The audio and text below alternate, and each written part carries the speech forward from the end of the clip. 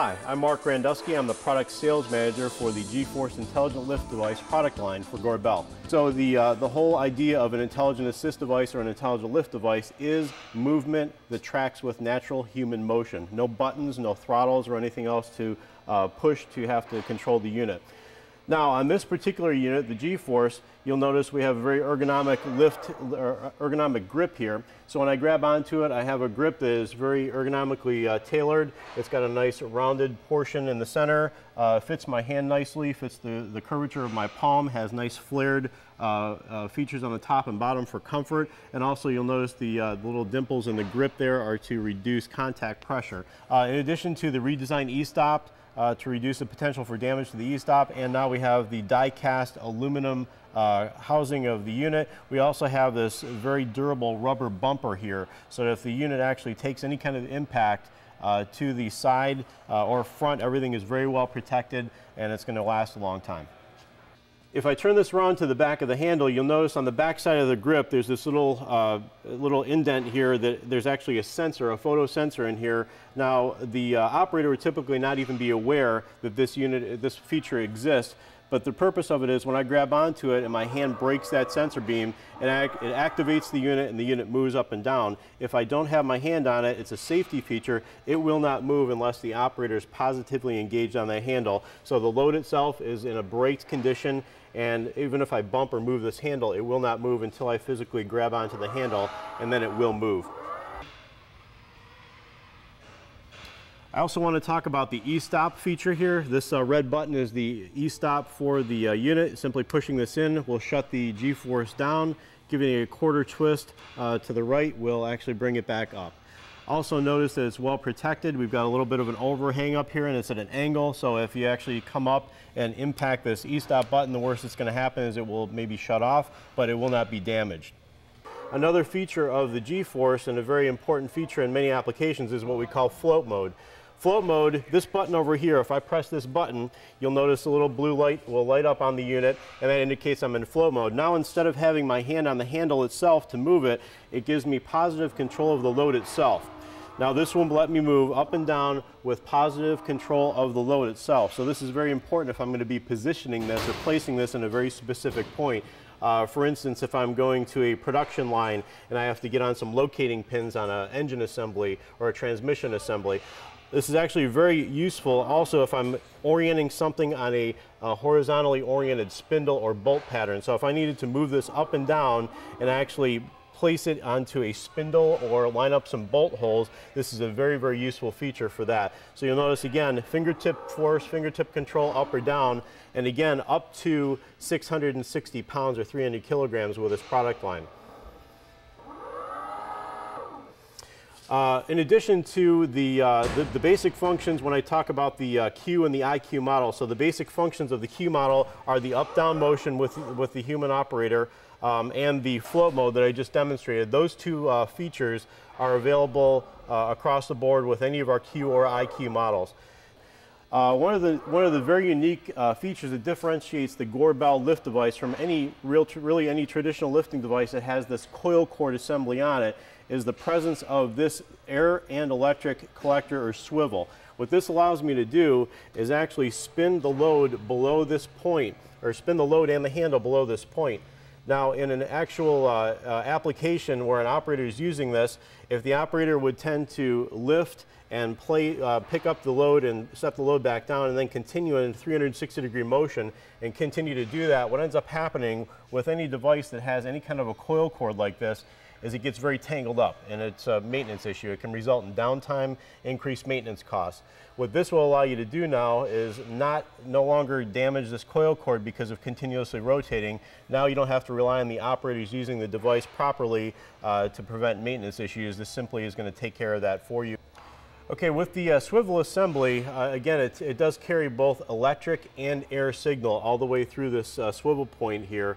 And the way that will happen is this connection right here is our connection for the coil cord to bring all the signals that operate the G Force, as well as input-output signals, which we'll talk about in a little bit, through this connector right here. And the Q and IQ unit both have a CAN bus interface, which is a simple two-wire data stream that will run back in here, which allows you to put quite a bit of input and output on the tool itself and carry it back through the swivel point on a 2-wire feed.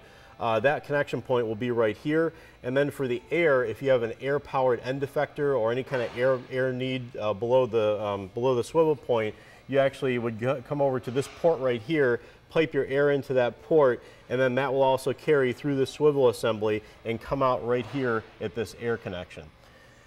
All right, one of the features that's really nice about the G Force here is the ability to have this LCD here that gives a lot of communication back to the operator, and it also allows for a whole lot to be done right here at the handle level, not having to climb up into to get to the unit to adjust certain things.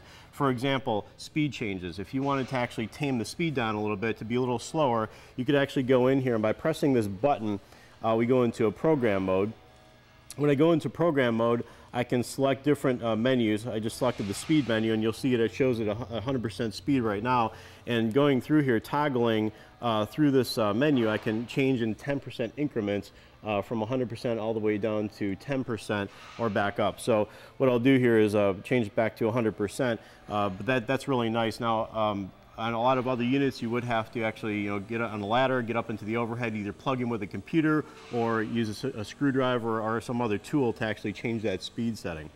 Another nice feature, again, we're differentiating between the Q and the IQ units. The IQ unit comes standard with what we call virtual limits.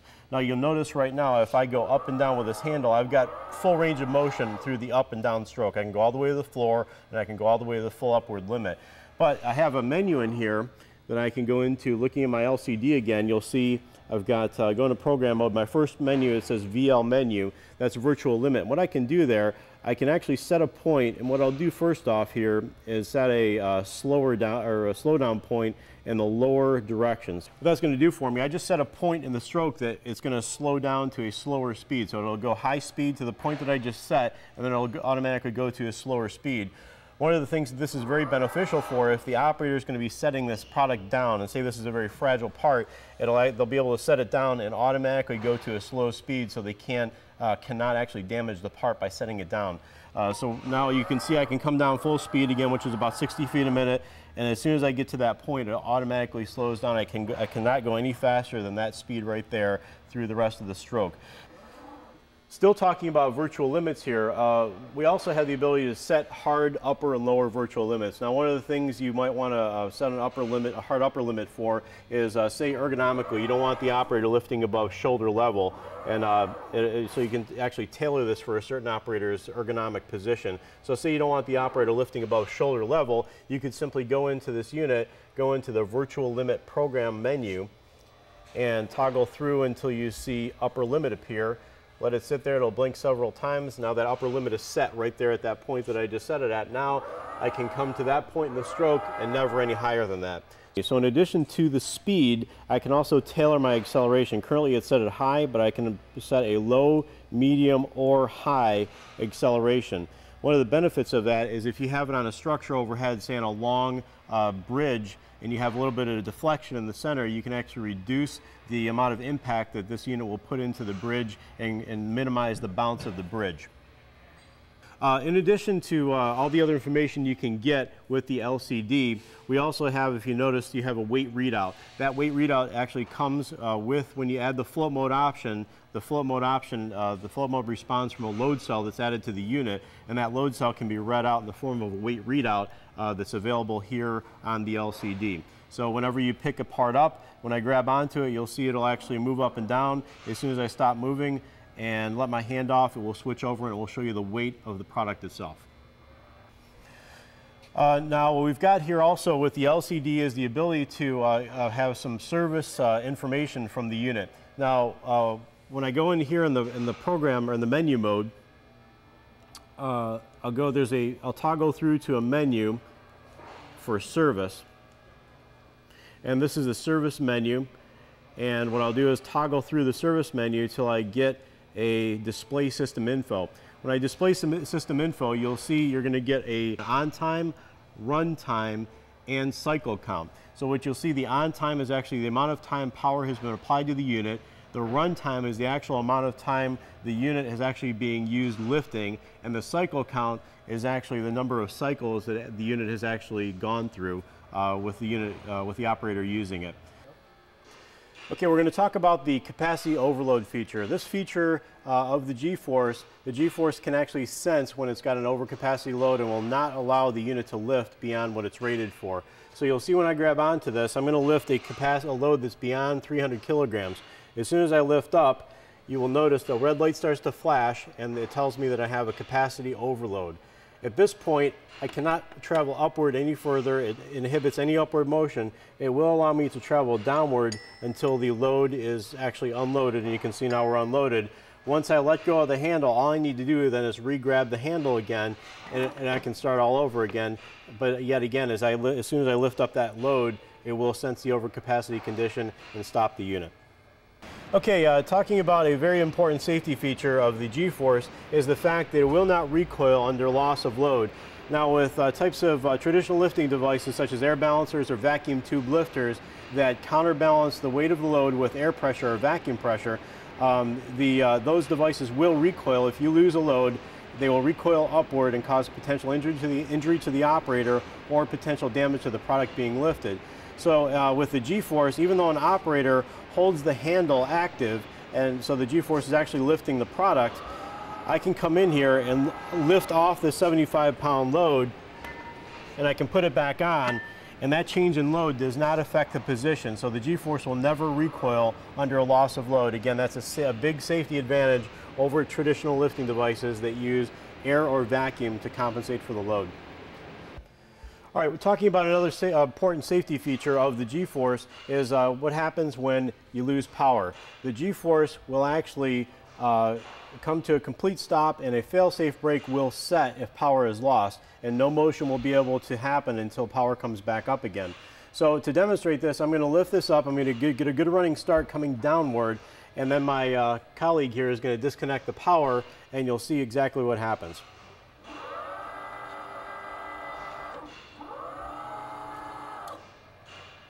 And that's exactly what happens when any kind of power loss condition occurs. Again, very safe. This will not move at all. A fail-safe brake is in place and will stay that way until power comes back. In summary, the G Force product line breaks down into two different models, the Q model and the IQ model. And with the IQ model being the higher intelligence of the two and offering features over and above the base features of the Q model.